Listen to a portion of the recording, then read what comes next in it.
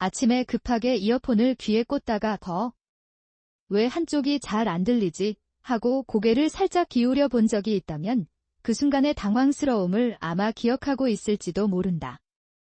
아무 일도 아닌 것 같은데 이상하게 소리가 멀게 느껴지고 괜히 귀 안을 더 집중해서 들어보게 되는 그 순간. 사실 많은 사람들이 이 상황을 겪으면서도 내가 뭘 잘못했나 하고 가볍게 넘기곤 한다. 그런데 재미있는 건 이런 아주 사소한 일상 속 착각들이 우리의 귀 건강을 이해하는 첫 번째 단서가 되기도 한다는 점이다. 마치 몸이 조용히 보내는 작은 신호처럼 말이다. 귀라는 기관은 생각보다 훨씬 섬세하고 동시에 스스로를 보호하려는 능력을 갖고 있다. 그 중심에 있는 것 중 하나가 바로 귀지다. 많은 사람들이 귀지를 단순히 없애야 하는 것으로 생각하지만 실제로는 귀를 지키는 자연적인 보호막 역할을 한다. 이 보호막은 먼지, 작은 입자, 외부 자극으로부터 귀 내부를 지켜주는 일종의 조용한 경비 시스템처럼 작동한다.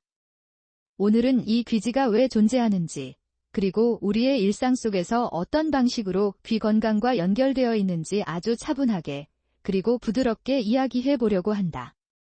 마치 낮은 목소리로 조용히 설명을 듣는 것처럼. 귀지는 귀 안에서 자연스럽게 생성되는 물질이다. 그런데 흥미로운 점은 이 물질이 단순히 쌓이는 것이 아니라 움직이며 역할을 수행한다는 것이다. 귀 내부는 생각보다 지속적으로 스스로를 정리하는 방향으로 작동한다. 피부세포가 아주 미세하게 바깥 방향으로 이동하면서 자연스럽게 귀지와 함께 밖으로 이동한다. 이 과정은 우리가 인식하지 못하는 사이에 조용히 진행된다. 마치 보이지 않는 바람이 먼지를 천천히 밖으로 밀어내는 것처럼. 여기서 한 가지 예상하지 못한 관찰이 있다. 많은 사람들이 귀지가 더럽다고 느끼지만 실제로는 건조한 환경보다 적당히 유지되는 상태에서 더 안정적인 보호 기능이 유지된다는 점이다.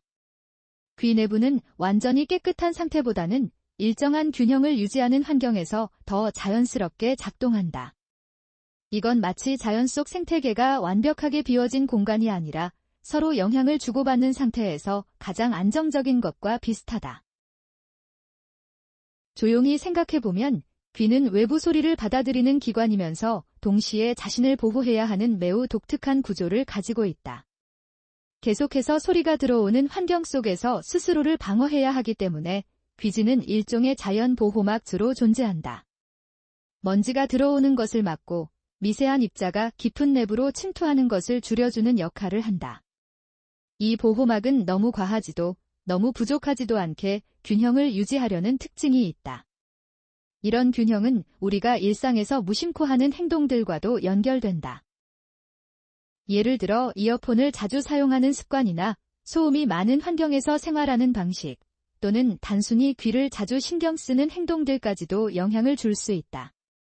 하지만 중요한 것은 특정 행동 하나가 귀 건강을 결정짓는 것이 아니라 전체적인 생활 환경과 습관이 조용히 영향을 준다는 점이다. 마치 작은 물결들이 모여 큰 흐름을 만드는 것처럼. 이제 조금 더 깊이 들어가 보자.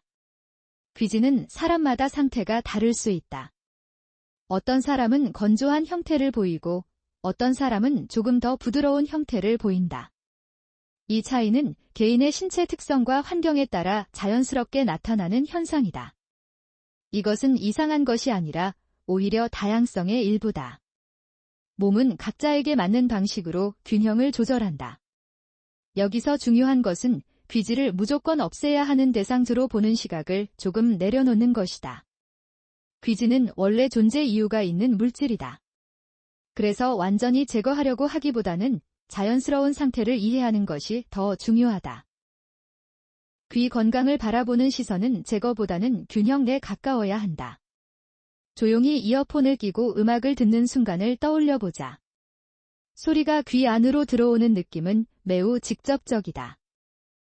조용한 목소리로 이어서 이야기해보자. 귀 건강을 생각할 때 중요한 것은 특정 행동을 해야 한다가 아니라 몸이 보내는 신호를 이해하는 것이다. 예를 들어 갑자기 소리가 둔하게 느껴지거나 평소와 다른 감각이 느껴질 때 그것을 무조건 문제로 단정하기보다는 몸이 변화하는 과정 중 하나로 받아들이는 태도가 필요하다. 여기서 한번 개인적인 연결을 해보자. 누군가 조용한 방에서 혼자 있을 때 아주 작은 소리에도 더 민감해지는 경험을 해본 적이 있을 것이다. 평소에는 지나치던 소리들이 갑자기 더 크게 느껴지는 순간. 이런 경험은 귀가 단순히 소리를 받아들이는 것이 아니라 상황에 따라 감도를 조절하고 있다는 것을 보여준다. 귀 건강은 사실관리 대 문제가 아니라 이해 대 문제에 더 가깝다. 몸의 구조를 이해하면 불필요한 불안도 줄어들고 자연스러운 상태를 받아들이는 데 도움이 된다. 귀지는 그 이해의 시작점이다. 그것은 단순한 물질이 아니라 귀가 자신을 보호하기 위해 만들어낸 조용한 시스템이다. 이제 이어 드라푸스, 즉 귀 관련 제품 사용에 대한 일반적인 정보를 아주 부드럽게 다뤄보자. 이런 제품들은 상황에 따라 사용되기도 하지만 중요한 것은 각 개인의 상태에 따라 다르게 고려되어야 한다는 점이다. 모든 경우에 동일하게 적용되는 것이 아니라 각자의 귀 상태와 환경에 따라 다르게 이해하는 것이 필요하다. 따라서 어떤 선택을 하든지 불편함이나 이상한 느낌이 지속된다면 의료 전문가와 상담하는 것이 가장 안전하고 적절한 방향이다. 귀 건강에서 가장 중요한 메시지는 단순하다. 귀는 스스로 균형을 유지하려는 자연적인 시스템이며 그 흐름을 이해하는 것이 가장 큰 보호 방법이다. 과도하게 개입하기보다는 몸이 만들어 놓은 리듬을 존중하는 것이 중요하다. 이제 전체적인 흐름을 천천히 정리해보면 귀지는 제거해야 할 대상이 아니라 보호를 위한 자연적인 구성 요소라는 점이 핵심이다. 그리고 귀 건강은 특정 행동 하나로 결정되는 것이 아니라 일상 속에서 쌓이는 작은 환경들의 조합이다. 이 관점을 이해하는 것만으로도 귀를 바라보는 시선은 훨씬 부드러워질 수 있다. 조용히 마지막으로 하나의 장면을 떠올려보자. 아무 소리도 없는 공간에서 자신의 숨소리만 들리는 순간. 그 고요함 속에서 귀는 여전히 주변의 아주 미세한 변화를 감지하고 있다. 그건 마치 보이지 않는 보호막이 조용히 작동하고 있는 것처럼 느껴진다. 그 보호막의 일부가 바로 귀지라는 사실을 기억하면 귀 건강을 바라보는 시선은 조금 더 따뜻해질 수 있다. 귀는 말을 하지 않지만 항상 균형을 유지하려고 한다. 그리고 그 균형은 우리가 얼마나 조용히 이해하려고 하느냐에 따라 달라질 수 있다. 만약 일상 속에서 귀의 불편함이나 이상한 느낌이 지속된다면 가장 현명한 선택은 혼자 해결하려 하기보다 의료 전문가와 상담하는 것이다. 그 단순한 선택 하나가 귀 건강을 더 안전하게 지켜주는 가장 부드러운 방법이 될 수 있다. 조용히, 그리고 천천히 귀를 이해하는 것, 그것이 오늘 우리가 함께 나눈 이야기의 가장 깊은 결론이다.